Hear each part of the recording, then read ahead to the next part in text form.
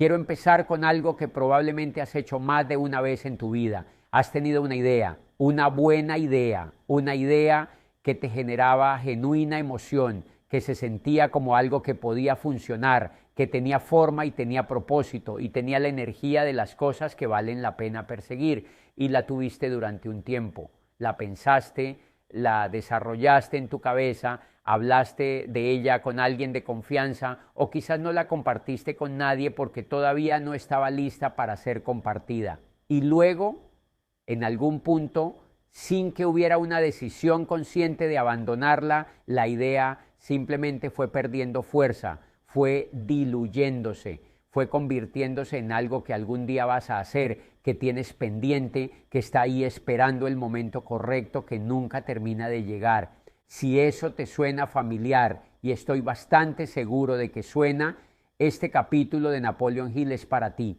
porque lo que Hill propone en la planificación organizada no es simplemente una técnica de gestión de proyectos. Es un diagnóstico de por qué la mayoría de las ideas nunca llegan a ser realidad. Y ese diagnóstico, cuando lo ves con claridad, te hace entender que el problema casi nunca fue la idea, casi nunca fue el talento, ni la inteligencia, ni las circunstancias externas. Fue la ausencia de un plan, no de cualquier plan, de un plan organizado, específico, con estructura real y con la disposición de revisarlo y de cambiarlo todas las veces que sea necesario hasta encontrar la versión que funciona. Hoy quiero hablar de eso, de la planificación, no como burocracia ni como ejercicio académico, sino como la diferencia concreta entre las personas que construyen lo que imaginan y las que pasan la vida con ideas que nunca llegan a materializarse. Hill hace en este capítulo algo que me parece que define bien su manera de trabajar a lo largo de todo el libro.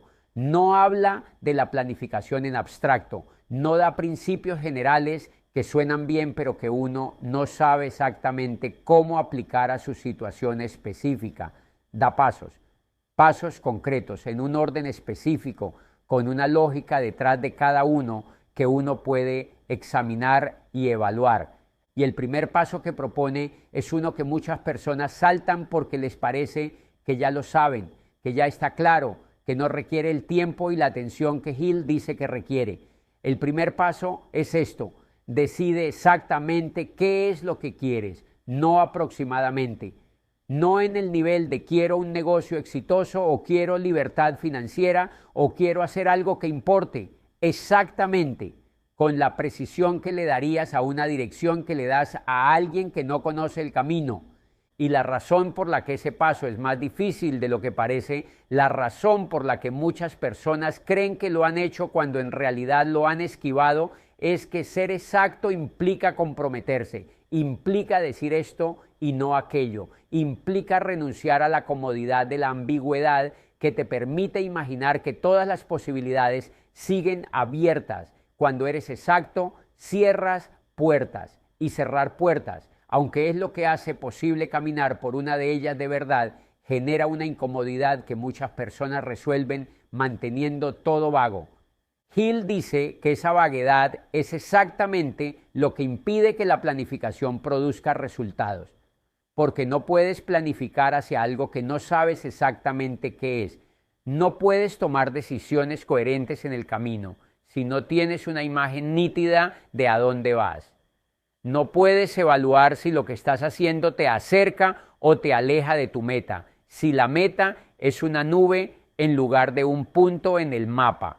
El segundo elemento que Hill desarrolla en este capítulo y que me parece uno de los más importantes y menos implementados es lo que él llama el equipo maestro en el contexto de la planificación. Y ya hablaremos de esto con más profundidad en el capítulo 9, pero aquí Hill lo introduce de manera práctica en el contexto del plan. Dice que ningún plan individual es suficientemente bueno, que el cerebro de una persona, por brillante que sea, tiene puntos ciegos, tiene áreas de debilidad, tiene sesgos que no puede ver precisamente porque son suyos, y que la manera de compensar eso no es esforzarse más en solitario, sino incorporar deliberadamente la perspectiva y el conocimiento de otras personas cuyas fortalezas complementen las propias. Eso parece obvio cuando lo dices así, pero la manera en que Hill lo plantea tiene una especificidad que lo hace diferente de la idea general de pedir consejo o de trabajar en equipo. Hill habla de construir un equipo con el propósito específico de desarrollar y de ejecutar el plan, no de personas que te apoyen emocionalmente, ni de personas que te digan que tu idea es buena, de personas que tienen algo concreto que aportar al plan, conocimiento que tú no tienes, conexiones que tú no tienes, experiencia en áreas donde tú eres débil. Y dice algo que creo que es fundamental y que va en contra de lo que mucha gente hace. Dice que debes estar dispuesto a ofrecer algo de valor a cambio de lo que esas personas te dan. No solo gratitud, no solo la promesa de que en algún momento futuro les devolverás el favor, algo concreto, algo que ellas también valoren, que haga que la relación sea genuinamente de beneficio mutuo y no simplemente de extracción de un lado hacia el otro. Esa disposición a dar antes de recibir, a construir relaciones de planificación basadas en intercambio real y no en deuda moral, es lo que hace que esas alianzas sean sostenibles en el tiempo. Y las que son sostenibles en el tiempo son las que producen resultados. Quiero hablar de algo que Hill dice en este capítulo y que me parece que captura una de las verdades más importantes sobre la planificación y que al mismo tiempo es una de las más contraintuitivas. Hill dice que los planes deben ser flexibles, que el primer plan casi nunca es el plan correcto, que la mayoría de las personas que construyen algo exitoso no lo construyeron exactamente de la manera en que lo planearon originalmente. Y dice algo más que creo que es todavía más importante. Dice que el fracaso de un plan no es el fracaso del objetivo, que son dos cosas completamente distintas, que la mayoría de las personas confunde de una manera que tiene consecuencias devastadoras. Cuando el plan no funciona, cuando los resultados no llegan de la manera que esperabas, cuando algo en el camino sale diferente a lo que tenías previsto, la conclusión que la mayoría saca es que el objetivo era equivocado, que no era para ellos, que las señales del universo están diciéndoles que se detengan. Y Hill dice que esa conclusión, aunque es comprensible y aunque se siente muy lógica en el momento de la decepción, es casi siempre incorrecta, que lo que falló fue el plan, no el objetivo, y que la respuesta correcta no es abandonar el objetivo, sino revisar el plan, ajustarlo, cambiarlo si es necesario, construir un plan nuevo que tenga en cuenta la información que el plan anterior produjo al fallar, porque el plan que falla no es un fracaso, es un experimento que dio resultados, resultados que no eran los que querías, pero que son información real sobre qué funciona y qué no funciona en tu camino específico hacia tu objetivo específico. Y esa información, si la usas correctamente, hace que el siguiente plan sea mejor que el anterior, más informado, más realista, más alineado con la realidad de cómo funcionan las cosas en el territorio donde estás operando. El problema es que la mayoría de las personas no piensa así sobre el fracaso de un plan, lo vive como un veredicto en lugar de como datos. Y eso los lleva a abandonar justo cuando están más cerca, porque cada fracaso de plan los ha acercado al plan que finalmente va a funcionar sin que ellos puedan verlo desde dentro de la decepción. Hay algo que Hill introduce en este capítulo que me parece que es el punto donde más personas se quedan atascadas y que vale la pena examinar con cuidado. Es la pregunta de qué hacer cuando el plan requiere capital que no tienes o contactos que no tienes o cualquier recurso que en este momento está fuera de tu alcance. Y la respuesta de Hill no es la que la mayoría espera. No dice espera hasta tener los recursos antes de planificar. No dice busca el dinero primero y luego piensa en qué hacer con él. dice exactamente lo contrario. Dice que el plan debe existir primero y que el plan bien desarrollado es lo que atrae los recursos que necesita para ejecutarse. Eso puede sonar a pensamiento mágico otra vez. Pero déjame darte la lectura que creo que es la correcta. Un plan bien desarrollado, específico, con números reales y con una lógica clara sobre cómo va a generar valor, es algo que puede ser comunicado a personas que tienen los recursos que necesitas de una manera que un deseo vago nunca puede ser comunicado.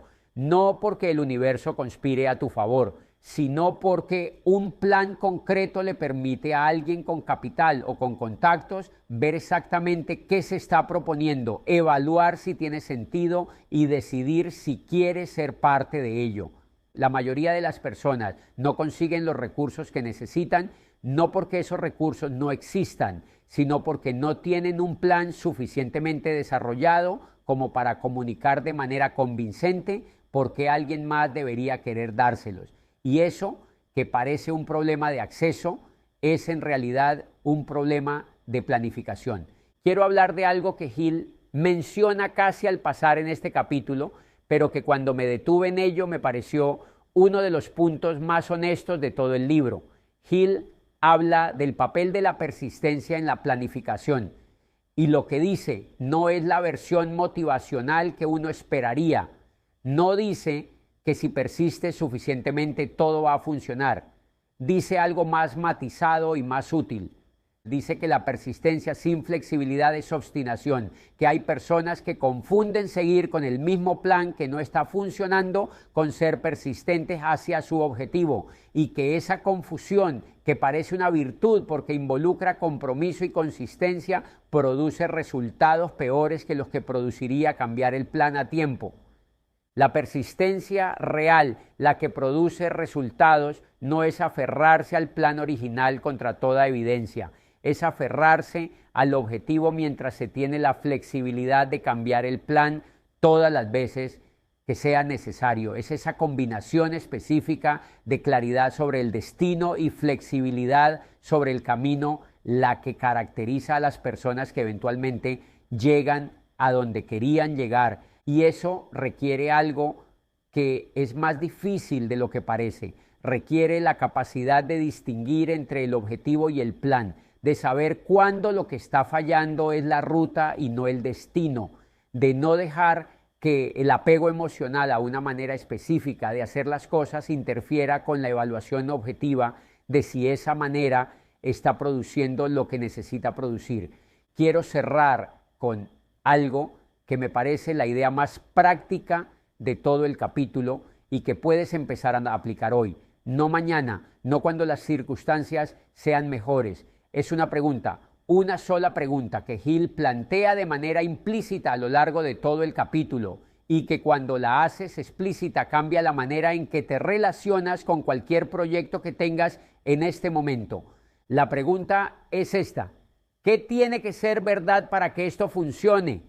No qué quieres que sea verdad, no qué esperas que sea verdad. ¿Qué tiene que ser verdad? En términos concretos, en términos de recursos, de tiempo, de alianzas, de habilidades, de condiciones del mercado, de decisiones que tienes que tomar. ¿Qué tiene que ocurrir de manera específica para que lo que estás planeando llegue a producir el resultado que quieres? Cuando respondes esa pregunta con honestidad y con especificidad, cuando no esquivas las partes difíciles ni las que todavía no sabes cómo resolver, lo que tienes frente a ti es un mapa de lo que realmente requiere tu plan, no de lo que quisieras que requiriera, de lo que realmente requiere. Y ese mapa, aunque puede ser más exigente de lo que esperabas, es infinitamente más útil que el mapa optimista que uno construye cuando no se hace la pregunta con esa honestidad. Porque la planificación organizada no es un ejercicio de optimismo ni de visualización. Es un ejercicio de claridad, de mirar de frente lo que hay que hacer, lo que hay que conseguir, lo que hay que aprender, lo que hay que ceder, para que lo que imaginas llegue a existir en el mundo real. Y esa claridad, aunque a veces incomoda, es exactamente lo que separa los planes que producen resultados de los planes que viven para siempre en el espacio de las intenciones que nunca se materializaron. Nos vemos en el próximo capítulo.